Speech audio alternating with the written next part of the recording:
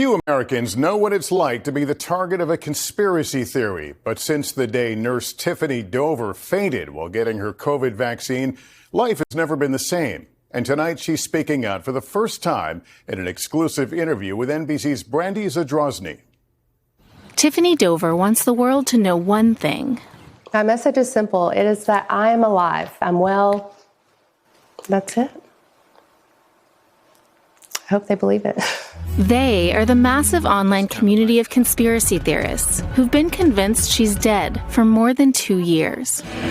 I made a whole podcast about it. Tiffany wasn't ready to share her story then, but now I'm ready to just put my story out there, own my story. That story begins in 2020. Tiffany was working as a nurse manager at CHI Memorial Hospital in Chattanooga, putting in grueling hours on a COVID unit. When vaccines arrived that December, Tiffany became one of the first people at her hospital to get the shot. I felt okay during that. Then she stood up to answer questions. I'm sorry. I'll sit down.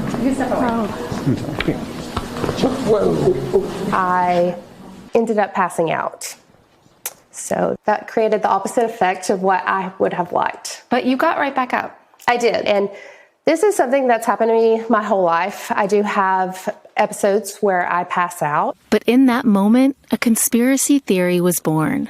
People thought that I was dead. People thought that I was an actress paid to do this, that I was paid off by Big Farm. It was completely overwhelming, to be honest. It snowballed fast.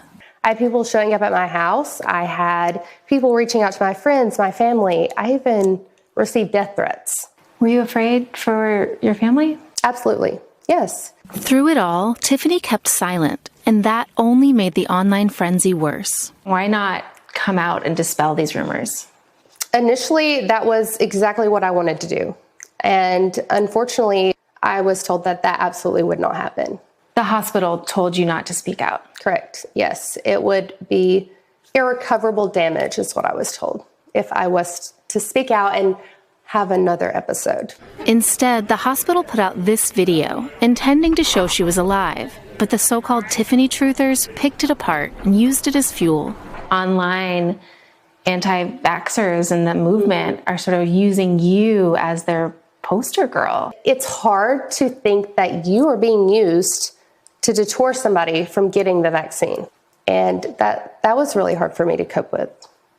Are you saying you blamed yourself? Yes, absolutely. I wish that we would have used it as a platform to speak out on the fact that people do pass out after getting shots, vaccines, but that is not a reason to not proceed with getting them.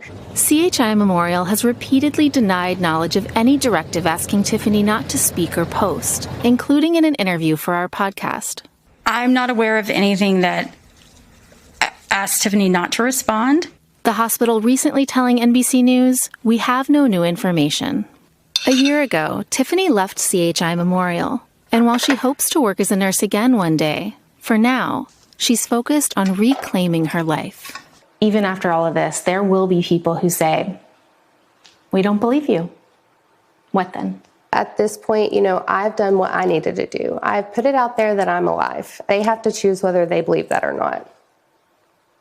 And that's all I can do. Is put out the truth. Brandy Zadrozny, NBC News, Higdon, Alabama. And for the bonus podcast, scan the QR code on your screen or search for Tiffany Dover wherever you get your podcasts.